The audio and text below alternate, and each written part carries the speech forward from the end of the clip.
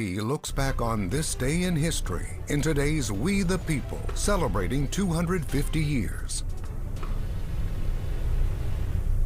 On June 17, 1885, the dismantled Statue of Liberty, a gift of friendship from the people of France to the people of America, arrives in New York Harbor after being shipped across the Atlantic Ocean in 350 individual pieces packed in more than 200 cases.